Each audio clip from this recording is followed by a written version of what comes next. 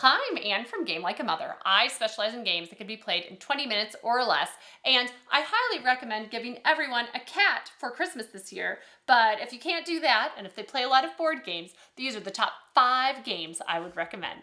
First up, we have Miss over Carcassonne, which is very different from standard Carcassonne. It is co-op. So instead of just needing to be better than whoever you're playing against, you need to be better than what the very smart game designers think you are capable of. And it is very challenging. There is some debate as you go through all these levels of play. There is some debate as to whether or not level 6 is beatable or not, because it gets pretty crazy. You start out with level 1 is pretty mellow. It's introducing you to the basics of the game, and you're trying to get to a certain point level by scoring cities and roads, and you need to do that without the ghosts in your supply running out. Anytime you place a tile with mist on it, there's a picture of a certain number of ghosts, and you're placing those ghosts out on the board. And you get to get rid of ghosts either by completely enclosing an area of mist, kind of like you would create a city and then all the ghosts go away, or you can get rile of ghosts by, instead of choosing to take the points for scoring something, like if you make a little two tile long road, instead of taking 2 points, you can get rid of some ghosts from one of the mist spots, which can be really helpful. So you get used to the basics of the game, but where it really gets amazing is from level 2 on, you're introducing elements like cemeteries and castles. And castles are really beneficial to you. You get more points if you have it completely surrounded with tiles, and then any of the tiles that have mist spots on it, you get to score some points for those. But the cemeteries make you have serious ghost problems, because if the cemeteries aren't closed off, anytime you place a tile with, and you have to place any ghosts out on the board, you also have to place one in the cemetery. And then when you do close the cemetery, you have to sacrifice one of your meeples on the board to it. They get placed sideways in the cemetery, and then they are out of play for the rest of that round. They're buried in the cemetery. And there are a number of cemeteries that can come up as you play, so you can lose quite a few meeples. This game, it keeps on adding more. The cemeteries become haunted.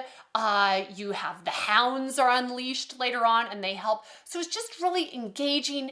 Fun things are happening. This was my husband's and my just go-to kind of puzzle game we would work on together in the evenings for a while. And we did get through level 5 once, but I think we got very lucky with just how the tiles were flipped out, because at that point you have where you have to get to a certain point level by a certain stack of tiles being gone, and the haunted cemeteries will make you burn through extra tiles. It just gets bonkers. But I like that there's adjustable levels of play, because I can also play this. My older son really likes the game, but he likes it on about a level 2 or 3, has enough going on for him, and I'm happy to play it on that level with him. It doesn't always have to be at the highest challenge level. So this is one that is just great for getting a lot of repeat play, and you can incorporate it in with regular Carcassonne as well. And in that, you use any of the ghosts you can use to scare away somebody else's meeple from a spot, and so that can be really helpful when claiming cities. So this is just beautifully done, and it works well whether you play it co-op or whether you add it in with a standard Carcassonne collection. Next up, we have Cat in the Box, which is a trick-taking game based on the thought experiment of Schrodinger's cat, because in that, the cat is both alive and dead in the box simultaneously. You don't know until you open the box. So in this, the cards don't have any suit on them. They only have numbers. So they are simultaneously all suits until you declare them to be a specific suit. It's kind of hilarious to have a bunch of people the first time they're playing this, all looking at cards that are exactly the same color, and it's a trick-taking game, but there are different suits. And how does this work?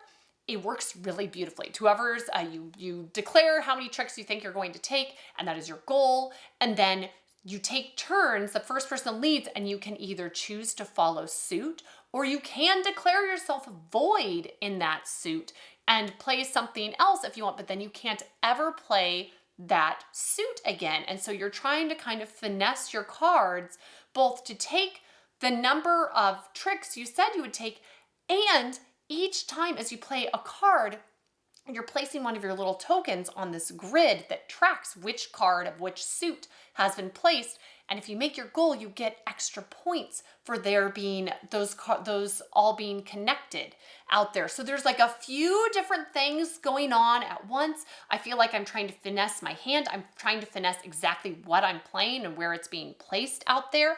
And I'm trying to avoid a paradox, which is where the cards that I have left can't play because either I've declared myself a void in that suit. So even if I have a 4, I can't say that it's a green 4 because I said I didn't have any more of that suit, or just the numbers, there isn't a place to play them. And so then you have a paradox and the game ends and you lose some points for that. So this is just a beautiful little card game, especially if you love trick-taking games. This is so fun. My parents grew up playing trick-taking games, so this is really fun to play with them or with my siblings. So just if you're looking for a nice little card game, this is fantastic. Next up, we have Look at the Stars, which is by Pandasaurus, and I really love a good flip and write or roll and write, and that is what this is, but it has a really neat theme because you are drawing constellations in the night sky, and you are doing this you have a white chalk pen that you are using on a dark board, and it's not too bad to erase afterwards. You just have to get the eraser a little wet and it'll come off. But it's just such a neat novelty factor. It looks really neat as you play, and you're doing different things. You're trying to get the most points, and you get points by having number of constellations around a star. You get points for you can only score for once for constellations of different sizes, different numbers of lines attached. So score once for a 3-point constellation, score once for a 4-point constellation, and on through 8-point constellation. So it can be really tricky to be trying to draw the number of lines around on the grid so that you have the right number of lines to score for each one of those just once. You have to do it just right to make it work. There are shooting stars that can go through that you get a point per line that you draw, but then you can't connect anything to those spots. You have to be really careful because you're making a dead end through the middle of the board. And so you have to space those out just right. And you also get points for making the specific shapes or whatever the goal cards that you flipped out for that round, so that you also are keeping to an account.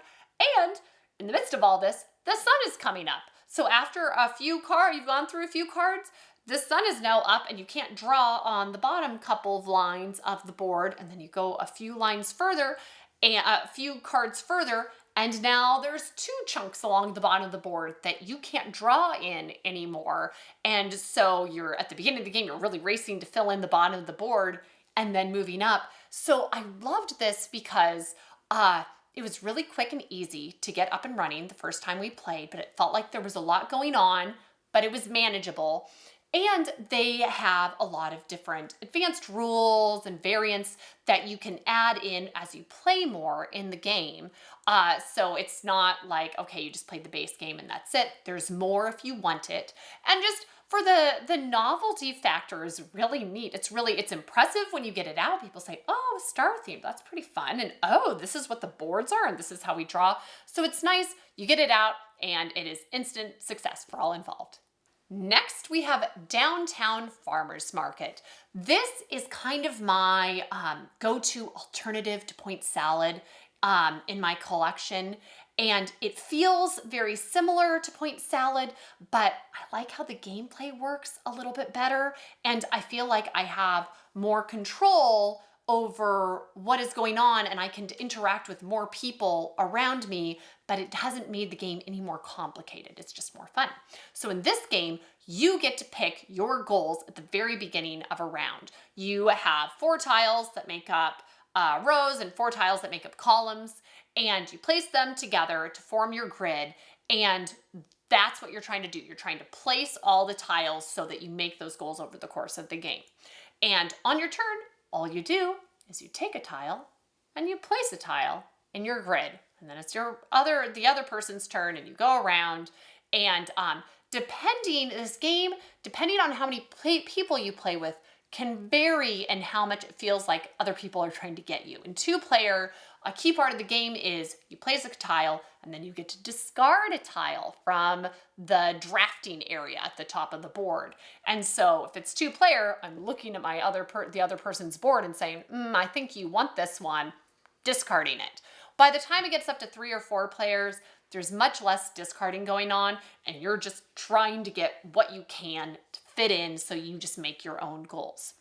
So it can vary a little bit, but it just feels so satisfying. The tiles are really easy to set up, and this was our go-to game we played last Christmas with my parents. My husband and I played it a bunch. My parents played it with us, and it's one of those ones that you can bring to a friend group and you're up and running very quickly, but you're making good strategic decisions, and there's no shuffling. You just muss up the tiles a little bit, so it's really quick to get going. So this just hits everything that I'm looking for a game like this, and it works really well, and you can adjust your challenge level too, depending on the tiles. Your goal tiles are 2-sided, so you can pick a harder goal that gets more points, or you can pick an easier goal that you're more sure of making it, but it just feels really good as you set it all together, and it is quick and easy to play. And finally, we have Dice Throne, which is essentially, it is described as Battle Yahtzee, but there's more going on. You have a deck of cards, and as you are able to play cards out, you can improve or upgrade your attacks that you have on your little board.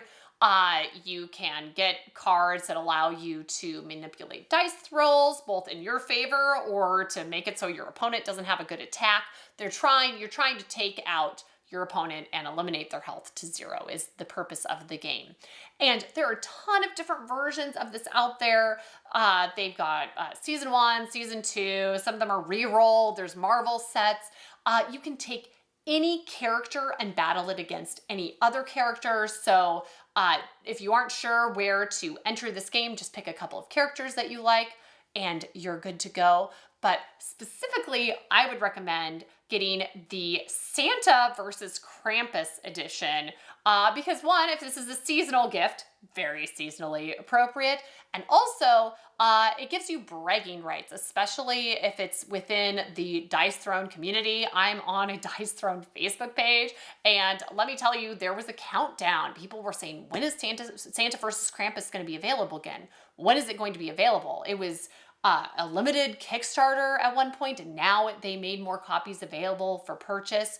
Mine is in the mail. I'm very excited about that. So they're supposed to be really fun characters, and they all have special abilities and powers, but there's enough luck involved with the different dice rolls or how you're able to manipulate your cards that it seems like it's pretty evenly balanced, so you can take any character and battle it against any other character, and it's reasonably equal odds who should win, but it also helps how you play out your cards and how well, and if you're just good at rolling dice, which I am not. So my kids like playing this against me because they usually win. I do not roll enough 6s.